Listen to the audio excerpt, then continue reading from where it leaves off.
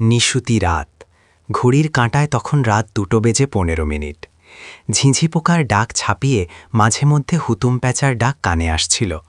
গন্তব্য গ্রামের একদম শেষ প্রান্তে দাঁড়িয়ে থাকা সেই পরিত্যক্ত জমিদার বাড়ি, যাকে স্থানীয়রা অভিশপ্ত কঙ্কালপুর বলে ডাকে। আজ থেকে ঠিক 50 বছর আগে এক অমাবস্যার রাতে এই বাড়ির প্রতিটি সদস্য রহস্যজনকভাবে নিখোঁজ হয়ে গিয়েছিল। আজ আমি আরিয়ান আমার ক্যামেও নিয়ে এসেছি সেই রহস্যের শেষ দেখতে।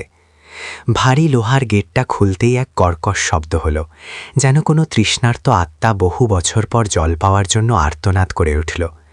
ভেতরে ঢুকতেই এক ফ্যাপসা গোমট গন্ধ নাকে এলো।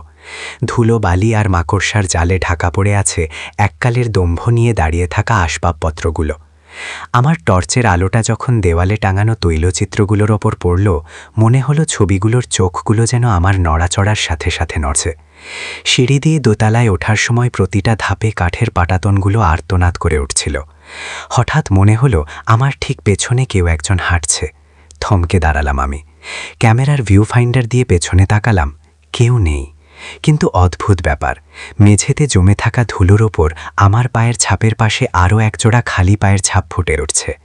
আমি এক পা এগোচ্ছি আর সেই অদ্ভুত পায়ের ছাপও আমার সাথে সাথে এগোচ্ছে। হৃদস্পন্দন বেড়ে গেল, শরীরের রক্ত যেন হিম হয়ে আসছে।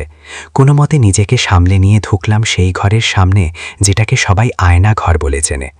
বিশাল একটা ভিক্টোরিয়ান আমলের আয়না ঘরের মাঝখানে রাখা। ধুলো মাখা সেই কাঁচের সামনে গিয়ে যখন দাঁড়ালাম, নিজের প্রতিচ্ছবি দেখে শিউরে উঠলাম। আয়নায় আমার যে প্রতিচ্ছবি দেখা যাচ্ছে তার মুখে কোনো চোখ নেই, শুধু দুটো কুচকুচে কালো গর্ত।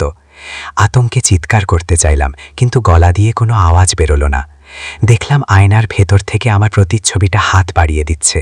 ধীরে ধীরে কাচের ভেতর থেকে একটা ফ্যাকাশে হাড় চিরচিরে হাত বেরিয়ে এলো এবং আমার গলা লক্ষ্য করে এগোতে থাকলো। ঠিক সেই মুহূর্তে আমার ক্যামেরার ফ্ল্যাশটা জ্বলে উঠল। আলোর তীব্রতায় 1 সেকেন্ডের জন্য ঘরটা সাদা হয়ে গেল। পরক্ষণেই সব নিস্তব্ধ।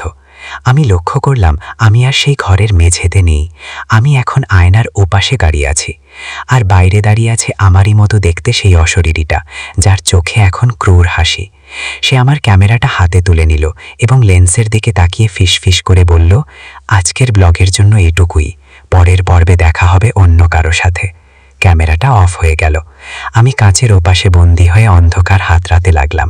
চারপাশ থেকে তখন ভেসে আসছে অট্টহাসির শব্দ। সেই জমিদার বাড়ির দেওয়ালে আরও একটা অদ্ভুত গল্প জমা হলো, যা শোনার জন্য হয়তো কাল আবার অন্য কেউ আসবে।